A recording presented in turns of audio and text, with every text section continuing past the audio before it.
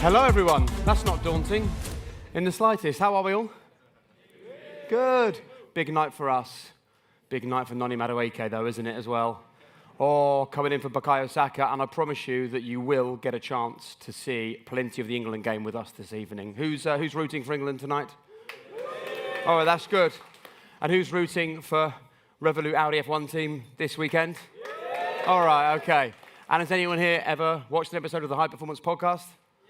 All right, that's the worst cheer of the lot, but that's fine, because, you know, a Wednesday afternoon ego death is a pretty normal thing for me.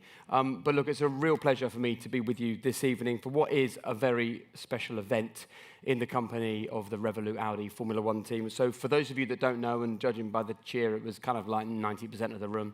My name is Jake Humphrey. I am a TV presenter. I'm a podcaster. I'm the co-founder of one of Europe's largest production businesses called Whisper Group. We do a lot of work in Formula 1.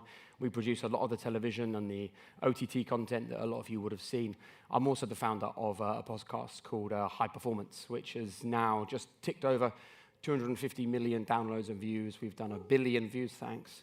1 billion views on social media this year alone. Judging by your reaction, you're the only person watching those 1 billion views on social media, but I'm very grateful for that.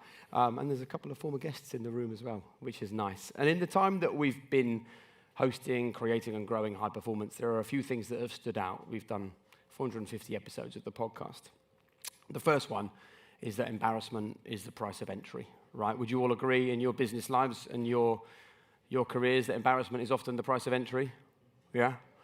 The second thing, failure is the price of ambition. Have you noticed how often it is that the great thing lies on the other side of that failure? We had that conversation with Greg Hoffman, who's the former CMO of Nike. But I think the two things that stand out from the conversations we've had, and that I think will be a standout part of the conversation here this evening for anyone involved in business, is the importance of being the light in the room. Your ability to transform the way that other people feel and act around you is something that I think high performers all have in common. And in the 7 years that we've been hosting that podcast now, we've managed to break high performance down to 3 very simple things. Do the best you can where you are with what you've got. And I think actually if you take Formula 1 in its simplest terms, that is really what Formula 1 is about. It is about doing the best you can where you are with what you've got, because it isn't always about raw speed, because in Formula 1 you can never guarantee that you've got the fastest car. The truth is it's about operational discipline, it's about financial visibility, it's about making sure that the engine that's underneath you is reliable as well as fast. And at High Performance, we have doubled our headcount in the last few months, and we're really proud that on the journey with us as one of our partners is Revolut Business, and we're really enjoying that relationship with them. So tonight we will be finding out what it takes to succeed in business, but also finding out what it takes to succeed in Formula 1. And please join me in kickstarting the evening and welcoming to the stage the CEO for Revolut Bank UK, Francesca Carlesi.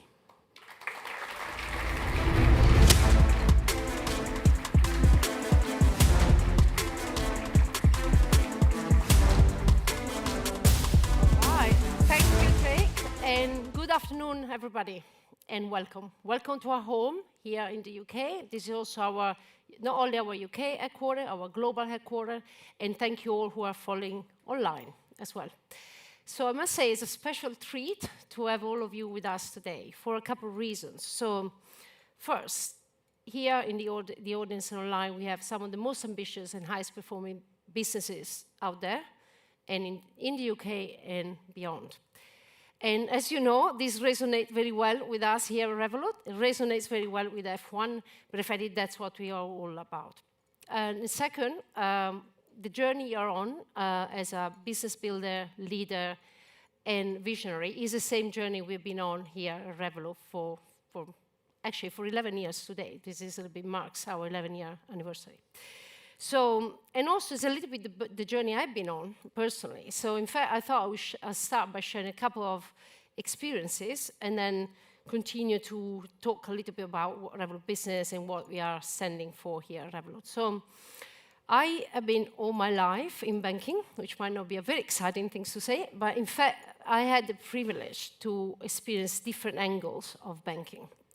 Originally starting my career here, like in a big legacy, big international banks around the corners, and then decided to leave it all behind and set up my own business. So start the journey of entrepreneurship, business building, and developing a vision and executing against that.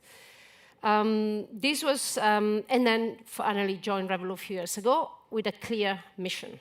Effectively, to leverage all the experience that I had previously in banking and in technology to build the bank of the future. And that's what we are all about here at Revolut. Now, in doing that, I was driven by one thing, and became very clear for me after a few years in banking, that the future of financial services is changing.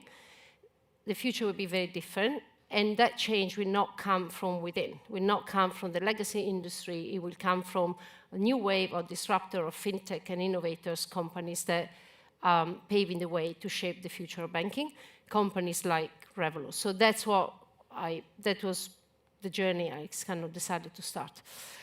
Now, in doing that, and when I set up my own business, another clear memory that comes to mind, and it was coming to mind today coming here, is it was so difficult, actually, to find the right banking partner where you are a small company, but then also as you grow, and make sure that you work with the right banking partner that follows and grows with you.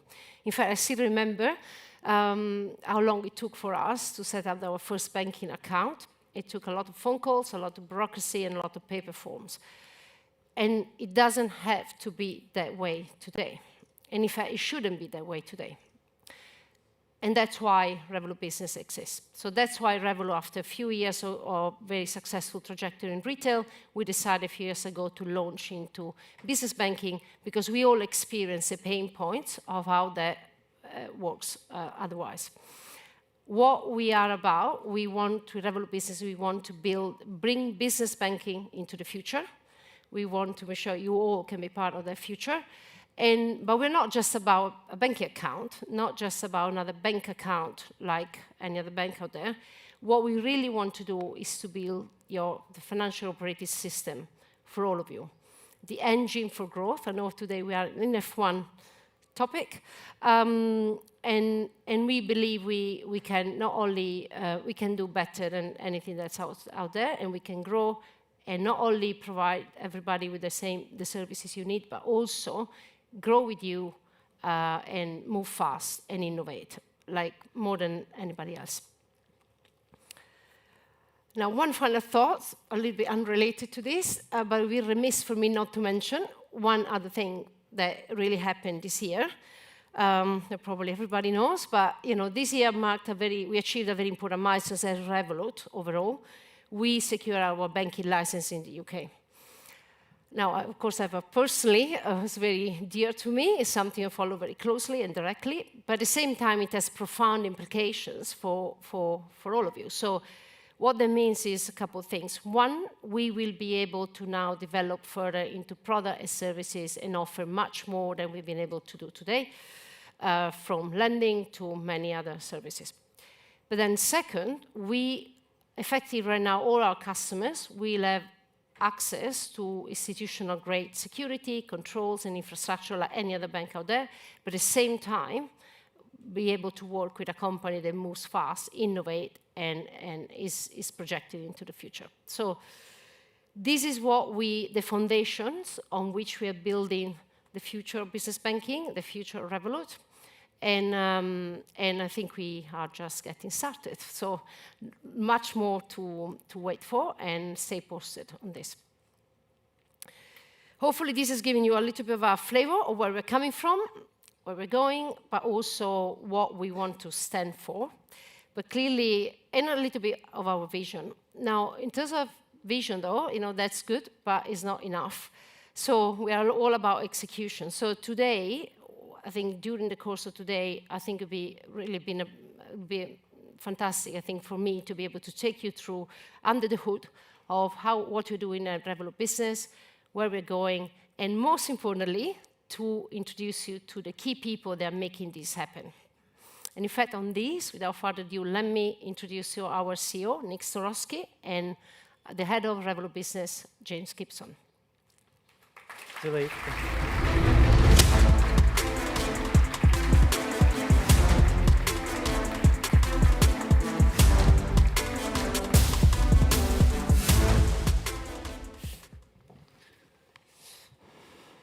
Wow, thank you, Francesca, and welcome everyone to our office. It's fantastic to see so many leaders and entrepreneurs here with us today. I'm really excited to be joined by Nick, CEO and founder of Revolut, to talk to us a little bit about how you scale an engine, how we've built Revolut Business, and what's coming next. So thanks for being here, Nick. I want to go back to start with to 2016. 2017, you've launched the retail, the personal product for Revolut. Why did you decide to launch Revolut Business? Well, it was pretty obvious that business banking was even more broken than retail. It took me myself to open, I think, about 1 month to open a bank account for Revolut for kind of our corporate money. So after we launched retail product, I decided to launch Revolut Business, and I still remember it. It was myself with one front-end developer, and one designer working on the product, and it took us probably 3-4 months to build front-end. So we reused the whole kind of infrastructure, the whole back-end, and build onboarding for businesses and build web front-end for businesses as well. And what was the initial reaction like to the product? Hell, it was so buggy. I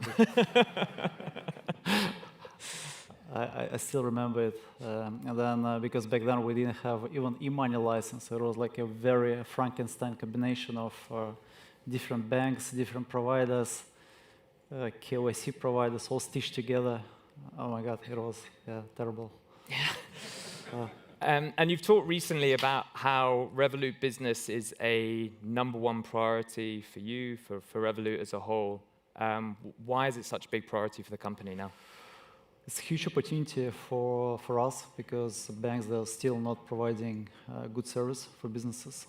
And I think there is a unique opportunity to build a very unique product, everything in one interface for businesses to do their financial life, not only financial life, but also HR people and so on. So the vision is that obviously you can do payments, bank accounts, but then you can also invest money as a company with treasury services. You can hedge your exposure with FX forwards. So basically you can do everything what you need as a company, what you do now with many banks, Stripe, Adyen, Deal for payroll, for global hire.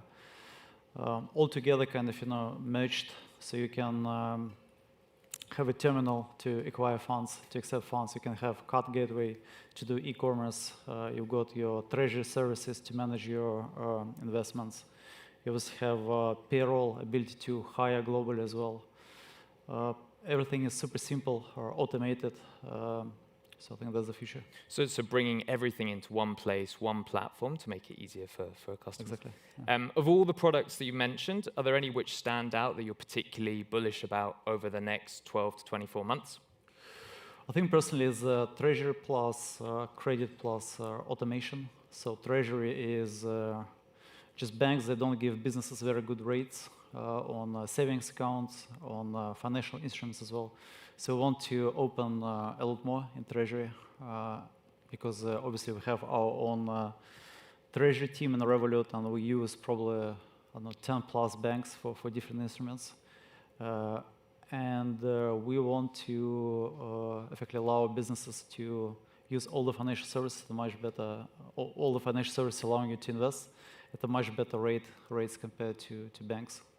Yeah, so watch this space in the coming months. I just want to switch gears for a second. So Audi and Revolut share a passion and an ambition, and one of our values as a company is never settle. I wanted to get your take. What does never settle mean to you? Well, never settle is the desire to improve things, to always be #1 in what you do. Then I think we are pretty famous for hiring people with this attitude. So people who are high achievers, who have drive, who have energy, who effectively break walls, who really want to deliver something great.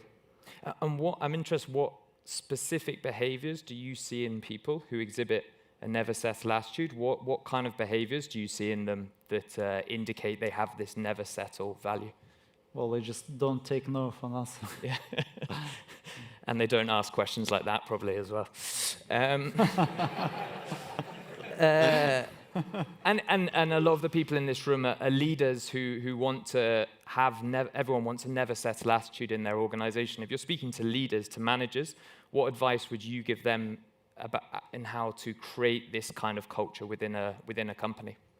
I think it all starts from top, from executives. So you need to ensure that every single general manager or CEOs or executives have this attitude, never settle.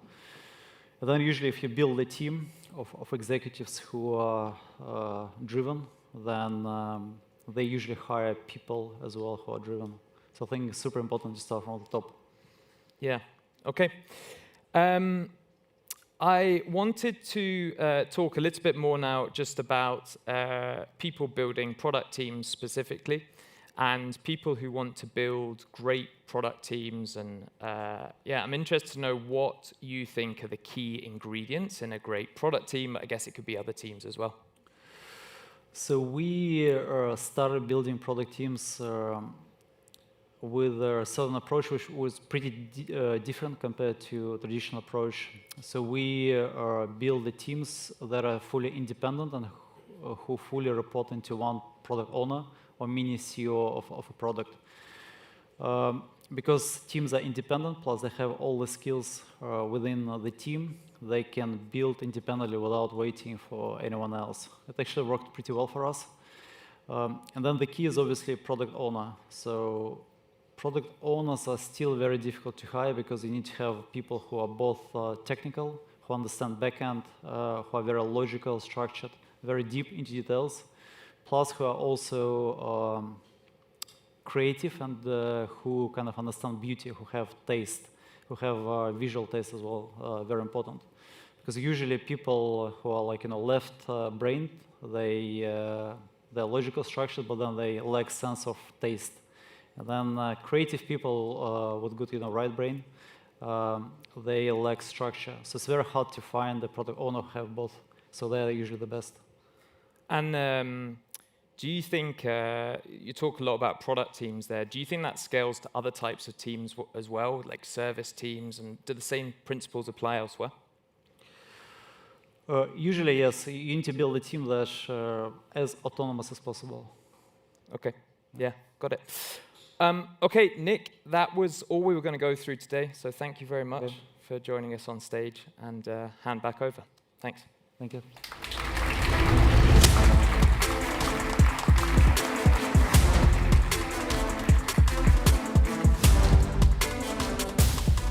Gentlemen, thank you both very much indeed. So moving swiftly on then, this weekend is the British Grand Prix at Silverstone, and we're now going to welcome on stage a man who will be leading the racing team into that weekend, and a man who is charged with taking this most fascinating, modern, new look Formula One team forwards from a commercial perspective. Please put your hands together for the team principal and CEO, Mattia Binotto, and also the Chief Commercial Officer, Stefano Battiston.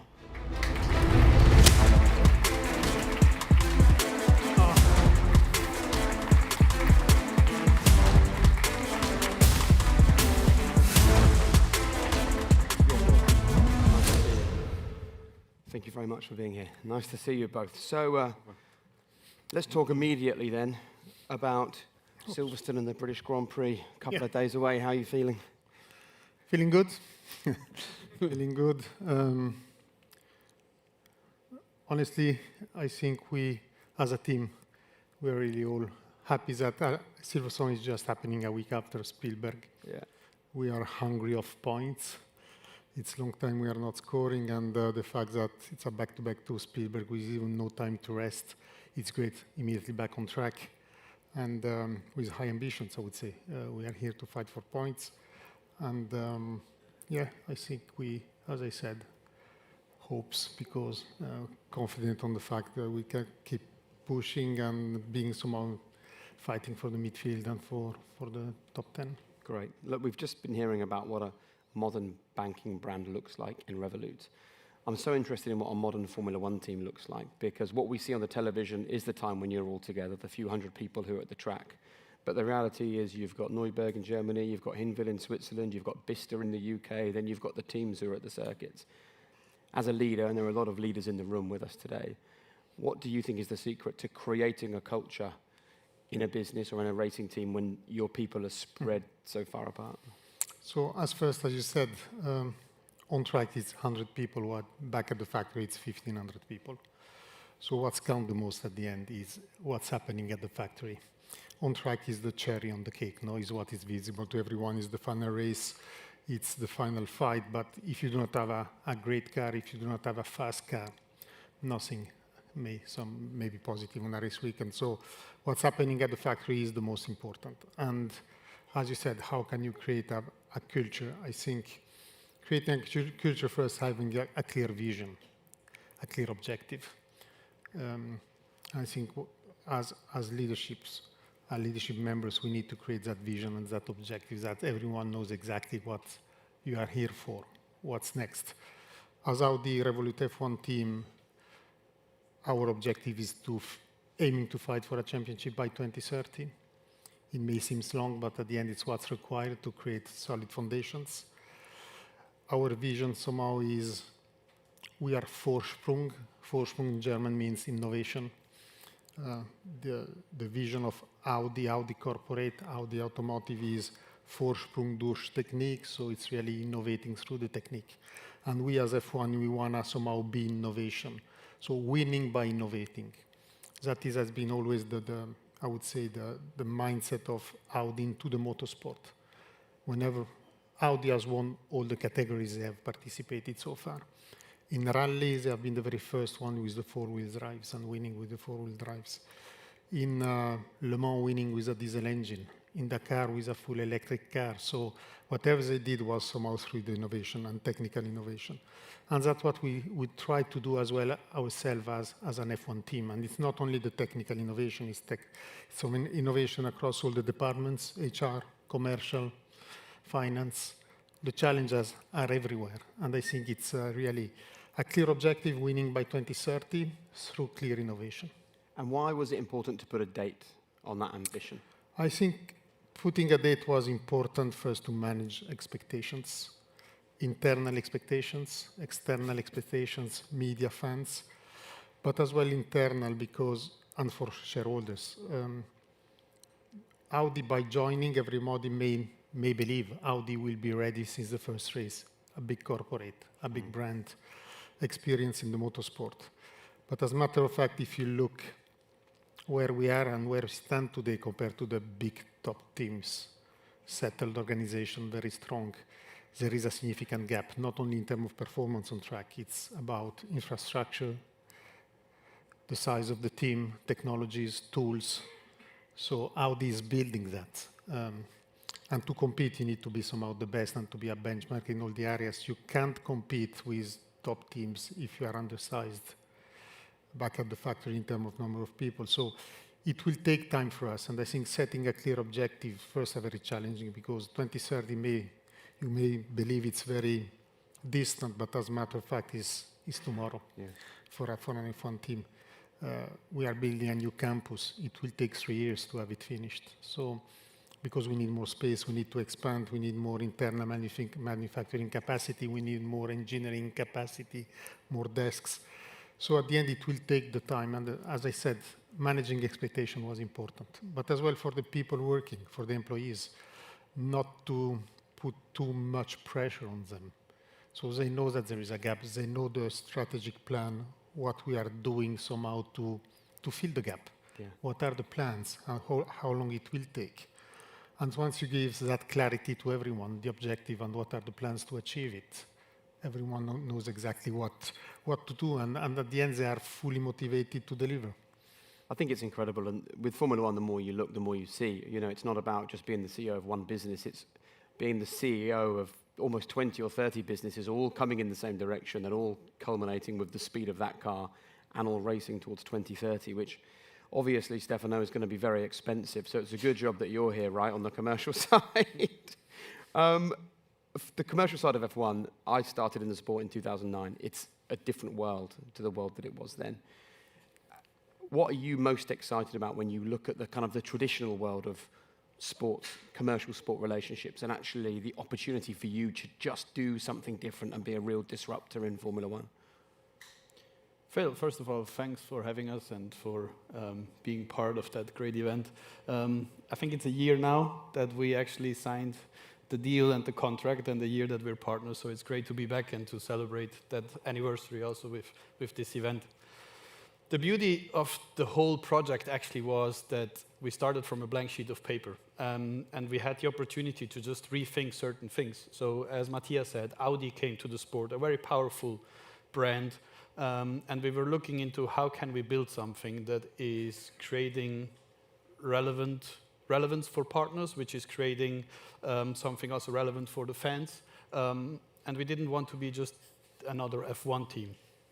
So having that opportunity, I think this is what excited us most, and we immediately identified that we want to break out of this traditional sponsorship partnership concept where it's not only about visibility and the logo on a car, it's much more. We wanted to build a so-called multi-brand powerhouse, because what Mattia said, to go on that journey and to build something, to being world champion, you need the right partners on board. You need the right people on board which support you to achieve these targets or to get there. So that's why we looked into something that we wanted to build something which is creating value for partners, which is allowing to create partners value through partners, so that the partners can connect, that the partners can create business with each other, be it B2C, B2B, and ultimately we become an ecosystem, we become a network, and I think this is what makes ourselves so special.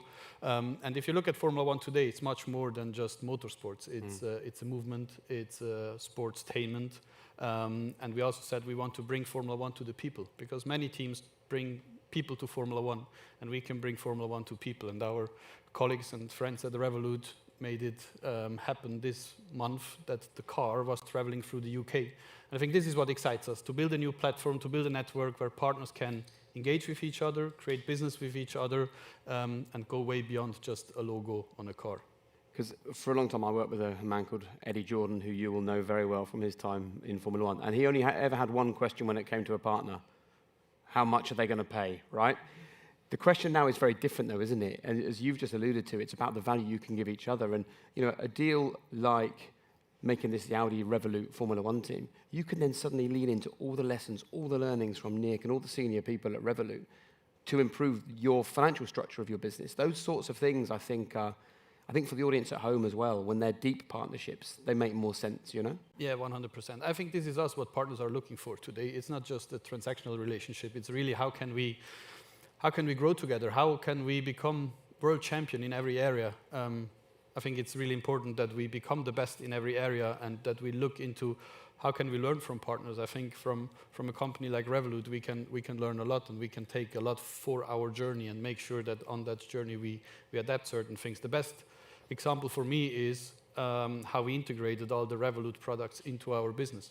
You can today in our e-commerce shop with Revolut Pay, seamless checkout experience, which is quite nice because it helps us to generate more e-commerce revenue, to collect more data, which ultimately helps the partners, Revolut, us. So this is what becomes, or this is the platform we want to build. And also, I'd say the partners need to be able to work with each other. So we go more into a curated set of partners to make sure that they have same values so that they can also amplify each other and leverage each other. I think that's also something that is more and more relevant. I think it's also having a banking partner, Mattia, it is relevant because people used to say Formula One is how fast can you afford to go, and now it's about how sensibly can you spend the money because there's a cost cap. What's the secret to pushing your team to make the car as fast as possible, but at the same time getting them to understand that there is a cost cap and you do have to have a financial head on as well? As you said, there is a cost cap, and that's a new challenge or a different challenge.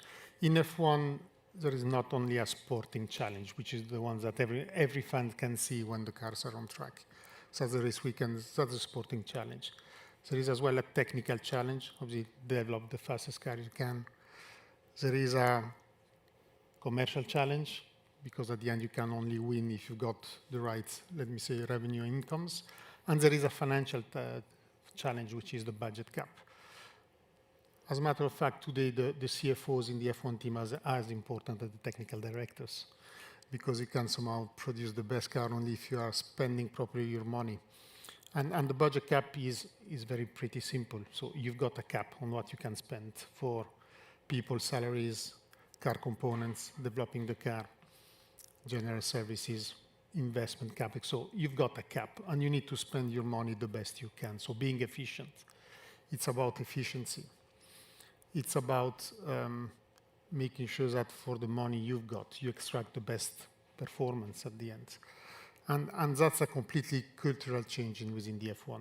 In the F1 in the past, we used to spend as much as the budget was allowing you. And if you are finishing the budget, you are going to the owners, the shareholders, I need some more money, otherwise I cannot win. Today, no, you've got a cap and you need to respect it. So it's a full transformation. Culture, the way we approach it, so each single people and employee being sensible, how you spend your money, but it's somehow making all your process more efficient than what we had in the past. And efficiency is at all levels, all departments. From the design, you can produce the same component with the same functionality by drawing a component that can be cheaper at the end. In F1, we're not used to it. Now, yes, you have to really be focused on making sure that it's a cost to design or design to cost. So it has to be the most efficient from a cost effective. It's about the manufacturing technology. It's about the waste. So making sure that whatever we are developing is positive and successful, because the scrap rate in development, it's all negative for the budget cap. It's in all departments at the end. So, and those processes need to be implemented with proper digital platforms, with proper, let me say, continuous coaching on the team. And again, as we said before, about setting the proper challenges, the proper targets, because it's once you've got clear objectives ahead of you that people try to develop and find solutions. So it's really creating the right, or setting the right targets for all the areas in what's required. And then it's a competing field, though, because on one side you need to be cheap, on the other side you need to be fast. Yeah. And you need to be the best. So it's that's the biggest challenge. But I think if I look back on how much progress we have done in being more efficient, I think it's huge. Yeah. And I think that has the budget cap in somehow, obviously the budget cap has been implemented in F1 to put a cap on the escalation of costs and make sure that somehow the fight on track is more fair and equitable across all the field for all the teams. But as a matter of fact, I think that has pushed all the teams to become more and more efficient. And if I look today compared to the past, it's quite impressive, the amount of savings that have been done by obtaining maybe not the same, but even best results. I think it's absolutely the right thing for Formula One. And if you can make a car that is cheap and fast, then good luck to you, because it's not very easy. But I think what's nice about actually having some financial restrictions is it forces people to be more creative. And I think creativity from the outside looking in at what you've done over just a short period has been the most interesting thing for me, whether it is using Revolut Pay at checkout, as you say, to make a more seamless transition for your customers who are purchasing stuff. But I also love the Adidas merch launch with Messi in Miami. I mean, that is about as cool as it gets, right, when you're combining one of the greatest footballers in the world and Formula One together. When you do something like that, what do you go through to kind of work out the value on your spend and the impact that you had? What are the sort of markers that you're looking for to know that something worked? Yeah, I think today F1 has changed. So the audience we're talking to is different. And we also, today a consumer is buying more culturally relevant products rather than just a fanware or something. So we need to build stories. And with the collaboration with Inter Miami, the Audi Revolut F1 team, and Adidas, I think what we've been able to do is we've been able to reach out to a complete new audience, because we went into the community of football, to the community of Formula One, street culture, Miami, and so on, sports fans, and so on and so on. So it helped us to enlarge our fan base, which is one thing we need to do as a new player on the grid. We need to build a community, we need to build a brand, and we need to be in culture. And I think that's the beauty of these collaborations. But then how we measure it, every cultural activation, everything that helps to create noise out there needs to be somehow linked to a commercial transaction, which ultimately results in KPIs which we're measuring. So when we talk about the Adidas collection, the Miami collection, the Miami drop, if you want, so as an example, it was quite clear that the target was to have the collection sold out as soon as possible. So everything we do around it, the platform we build, the marketing campaigns we do around, is then ultimately linked to the commerce. So bringing people onto our platform, digital platform, making sure we have that seamless checkout, so create an experience out of it, and then make sure we can collect data, because the more people buy on our platform, the more data we gather, and the more business we can do in the future. So all these activations, I think marketing in our function is more than just communication. It's actually a growth engine, and this is what we're trying to achieve. And what are the questions that you ask of your marketing team for them to keep creativity at the core? What are the things that you do to make sure that the work they're bringing you is the very best work they can do? I think we're constantly challenging. We're never settling. I think that's what we're actually doing. We're constantly looking, where can we get inspiration from? So we're trying to step out of the bubble. So we have core teams that are working on certain elements, but then we have people that challenge it to make sure that it is the best, to make sure that it resonates with the target group. And often we ask simple questions. What's the problem we want to solve, in the sense of what is actually the use case? What's the objective that we have, and how do we get there? And then we're reviewing it, and then also in the end we trust the people that they do the right things, and we have the right partners on board to support us also to do the best-in-class activations. But I think bottom line, it's really always challenging, never being happy with where we are.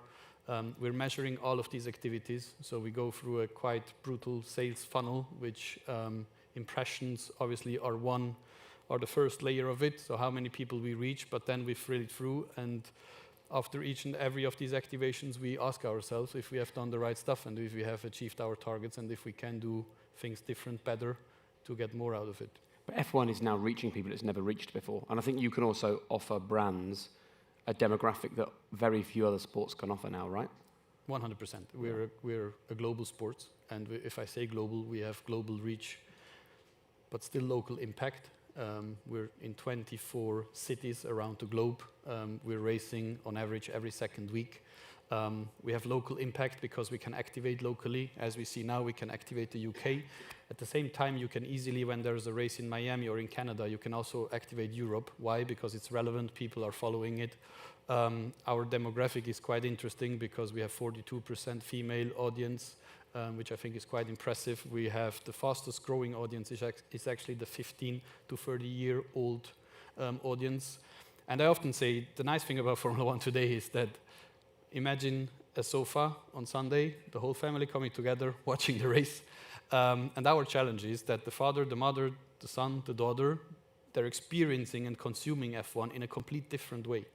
So while maybe the younger generation is just getting TikTok content throughout the whole week, the father maybe is in the motorsports magazine and is following more the engineering part, but the combining thing is the race. So this is still the core, but then the rest around, the whole entertainment, the lifestyle around is now much wider, which I think is interesting for tech brands, consumer brands, B2B, B2C. I think everything is in there. And there are so few, if any, true world championships like Formula One that is moving continent to continent, week to week, which is the power of the sport, but also as a leader in the sport, it's a real challenge for you. And burnout is a very common conversation now in the world of Formula One. I mean, I've lost count of the number of friends of mine that have got divorced, so it's a tricky one. What do you do to protect your teams, protect your people, and protect yourself as well from that? I think at the first, we are all very motivated people. Yeah. We are passionate. Which comes at a price. It comes with a price, but passion is important. The fact, myself now, it's more than 30 years in F1. I've started as a graduate. I've always said, I know I'm not working in the team, I'm living in the team.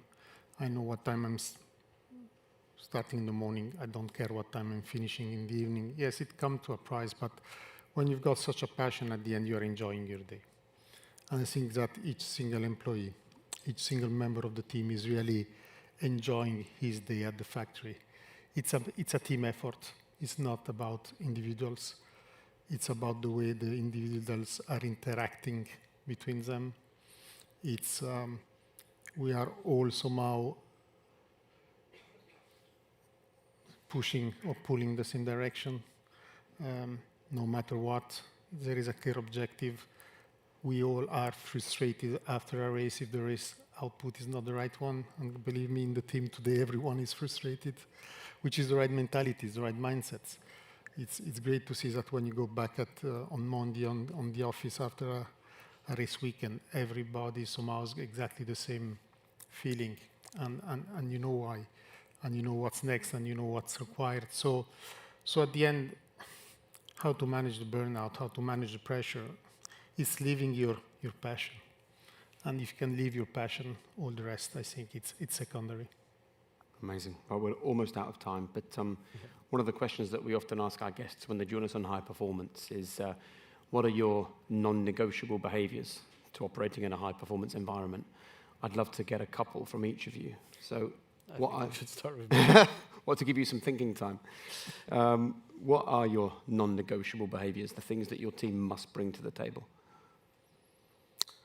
Respect between team members, respect and loyalty, and for me, full commitment. Yeah. For me, it's actually challenging the status quo.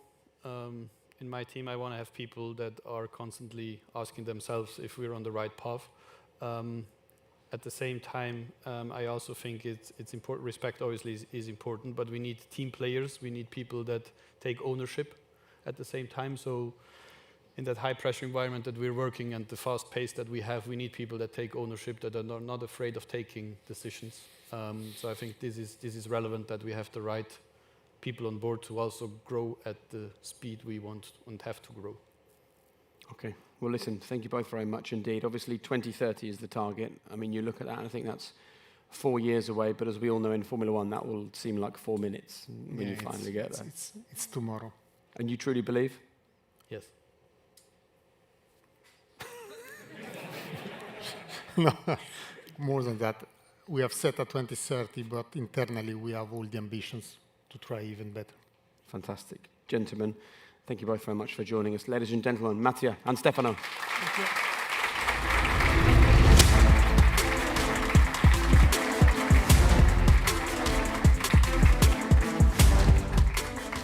A really fascinating insight there into what it takes to succeed in the world of Formula One. And I don't believe that there is any sport in the world that combines business, combines sporting prowess with the constant demands, the constant travel. And I think one of the most remarkable things is that this is a sport that comes down to one person in one car having to deliver week in, week out. And then you get that unique situation where the person that any Formula One driver wants to beat before anybody else is their teammate. It's the most remarkable life for a person that gets to drive a Formula One car, the greatest privilege, but at the same time, the greatest pressure. But instead of me standing up here and talking about what I think it feels like, I think we should hear from a man who does it for a living. So please put your hands together and welcome to the stage the Audi Revolut Formula One team driver, Nico Hülkenberg.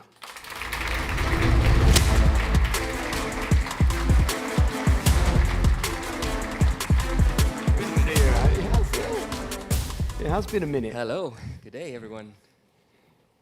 How are you? Yeah. Yeah, good. Hello, he said. Hello. Yay! Yes. Thank you. That's good. That's better. How's life? It's okay. It's busy. Yeah. Busy on and off track, but that's positive, I suppose. Better than being bored at home. I think so. And we'll talk about the fact that you had a bit of time at home in a moment, because I think it's important for your story. British Grand Prix week. We Brits love to say it's the most exciting week in the Formula One calendar, because for us it is. Where does this race rank for you in terms of the ones you enjoy the most? No, it's pretty high up, I would say. I really like the track. Like, genuinely, Silverstone is very high speed, very flowing. Very historic place as well. So it's in my top 5, I have to say. Not just because of last year. It's always been a good place for me. I have a lot of good memories there. I think I've driven a lot of good races there. So look forward to it. It definitely has something special. Good atmosphere, fans and people very passionate, and usually the racing also is pretty good. Absolutely. Well, we've got a room here of founders, business owners, business leaders, people who are right at the absolute edge, as you are, every week or two when you're behind the wheel of a car. But you're in this very interesting place now where it's actually quite rare to have a current Formula One driver who's also got a family, and you do. A lot of the people in here run their businesses and they have to head home and they have to try and fit into home life as well. How much of a challenge has it been for you to kind of manage to juggle these two things? Yeah, I mean, you have obviously the busy race weekends, and they are pretty intense. And you travel home Sunday night usually, at least in Europe. Overseas it can be a bit different, but it happens. It's not like you have a choice. But obviously, I want to go home. It always obviously depends a little bit how the weekend was, and with what kind of mood and emotions you get home. Not always easy, then to come down and then deal with everything, but I feel, having a family and the little one, often it's also quite pleasant. It takes your mind off a bad weekend of negative thoughts, and just helps me to forget about work in F1 sometimes for a moment. Just spend quality time with the little one and the family. So yeah, for me that's been, I think, quite positive. Family life and then the professional work life are the two things in my life that take up all my time and my commitment and yeah. So it's pretty organized and scheduled. And you guys are notorious for having to learn to deal with great success and great failure, often separated by just a few days. When you go home with the family, how able are you, if you've had a bad weekend, to just leave that at the track and not let it kind of impact home life? Because I think a lot of people do struggle with that as well. Yeah, no, sometimes better, sometimes worse. My wife tells me sometimes, that I'm pretty miserable and, I need to kind of brighten up a bit and, leave it alone for a moment, or, also like take my mind off it and go for a nice dinner, or, get distracted. But, it's what I love. I'm passionate about. It's of course, if you have a bad weekend, it should affect me in a negative way, but obviously eventually you need to let go, understand what happened, and then move on, also with a degree of positivity then again. I think it's good, because you know what it's like when you get home and you're the dad and you've been at work for a few days. You are the least important person in the house, right? Compared to when you're behind the wheel of the Formula One car, when you're the most important person in the team. So I think it's good for the ego, right, if nothing else. Yeah. Can we talk about that time out from Formula One? Well, if you want to. What was the biggest thing you learned about yourself when you weren't driving?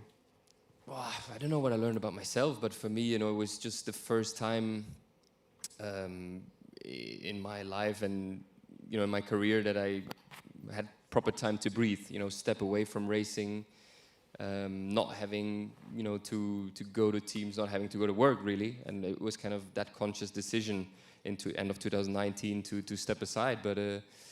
I think I just had proper time to reflect and digest on all my Formula One career. But in my head, I started racing go-karting when I was 8 years old. So since I'm 8 years old, I'm in the grinder. I'm in the performance mill, performance pressure, deliver weekend in, weekend out. So my mind has been trained till that. And 2019, how old was I, Jake?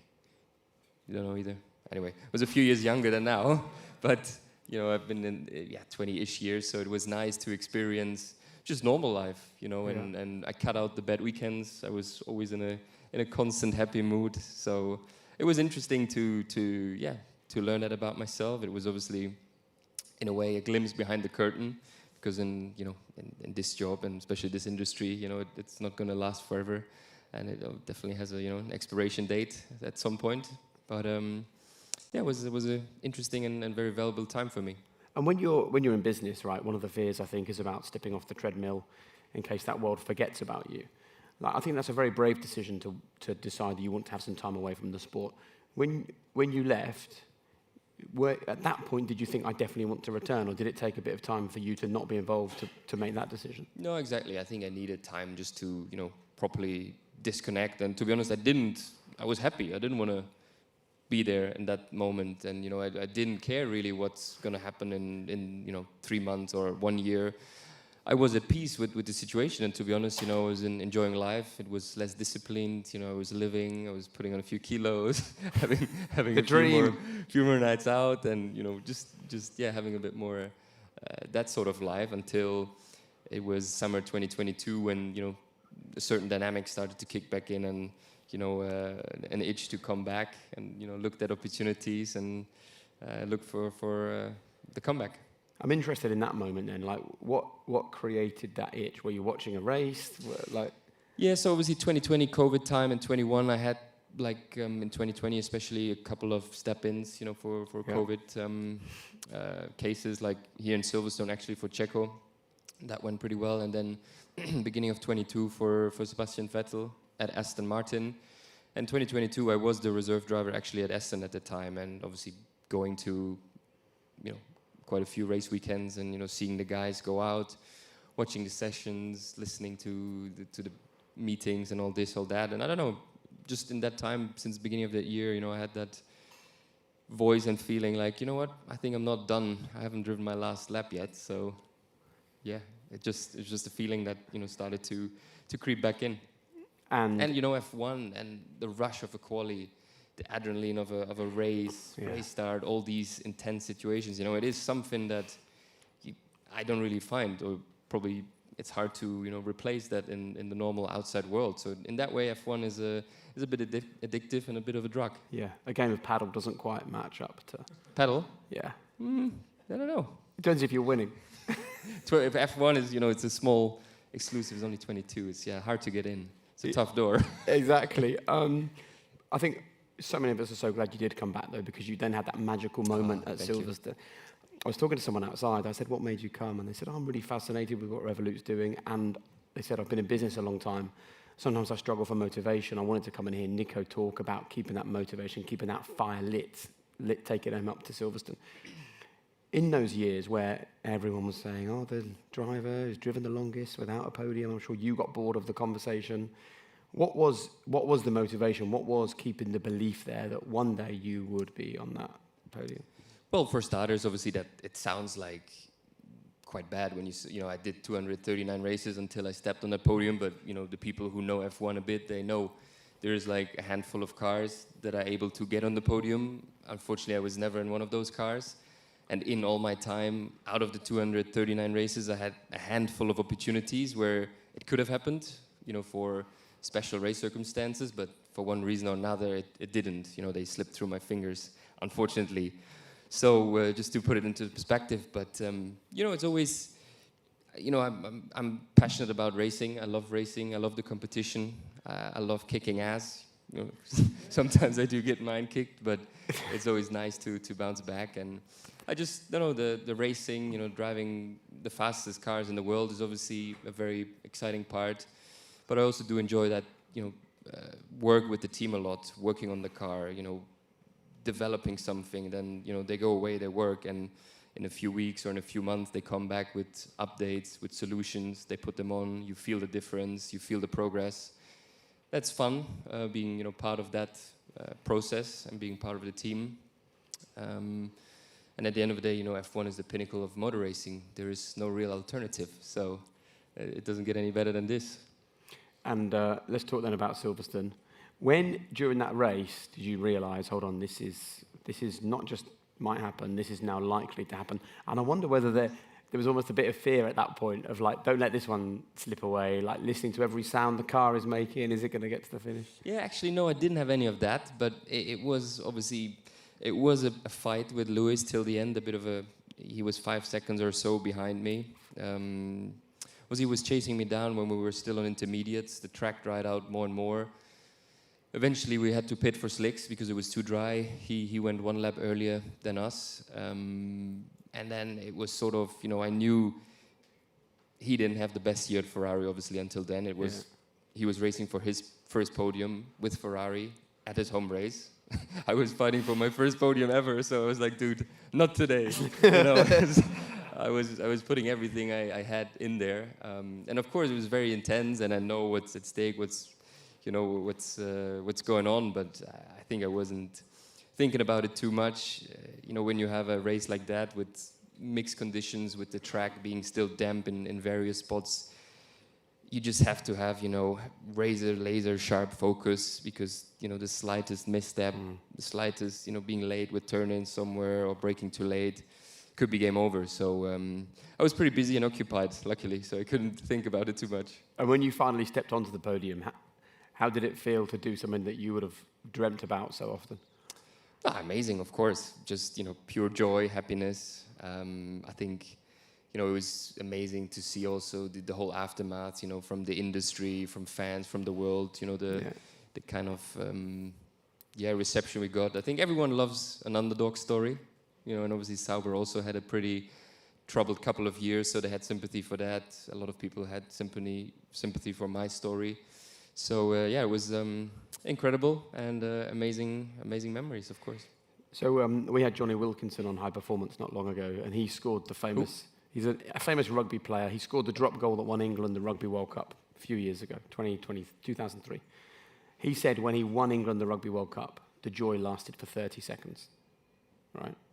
I'm interested in how long you loved that podium before you started thinking, a race win would be nice. It lasted longer than 30 seconds. Good.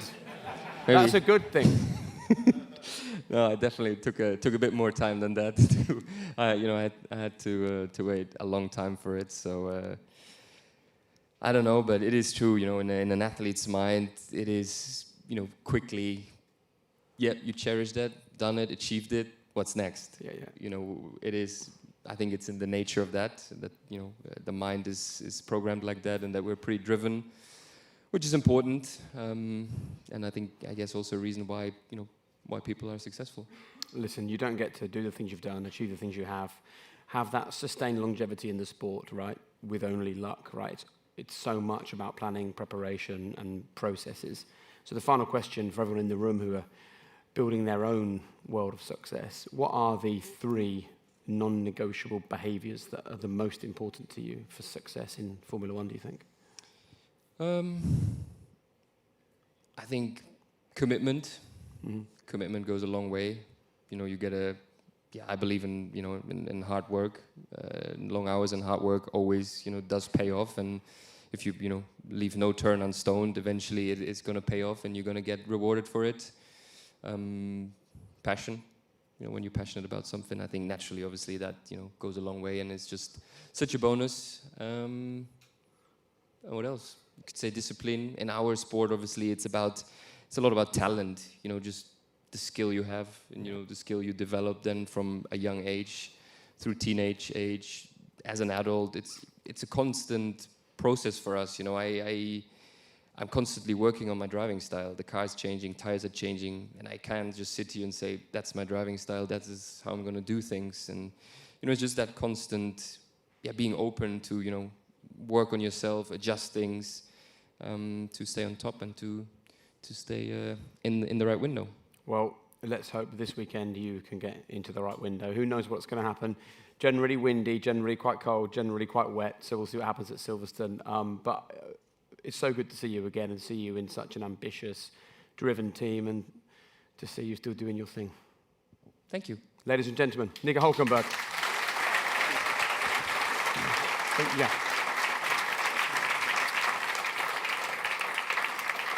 So a big thanks to Stefano, Battiston, to Nico Hülkenberg, of course, to Mattia, Binotto as well, for opening up the lid of the world of Formula One and just giving us an insight into the effort, the detail, the focus, the hard work, the commitment that goes into making a modern Formula One team so successful. And of course, huge thanks as well to the entire team here at Revolut Business for opening up their doors and allowing us in here to have this event. The good news for you, though, is there is a game of football that is only a few minutes old. You can now go and see the game of football. You can enjoy some drinks. You can enjoy some networking. And it's a real pleasure for us to get so many dynamic-driven, creative founders in one room. Please make sure that you speak to the team from Revolut Business. They'd love to answer your questions. They'd love to talk to you about the opportunities that are here for you to be supported, to be looked after, and to find your own version of high performance. But on behalf of myself and the whole team here, thank you very much for being here. Enjoy the drinks. Have a safe journey home. Thank you.